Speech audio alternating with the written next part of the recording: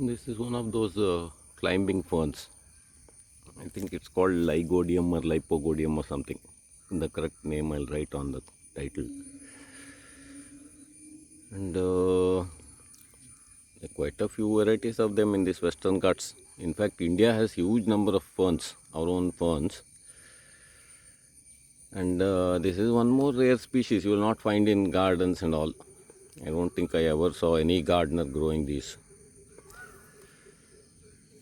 And they're quite beautiful things.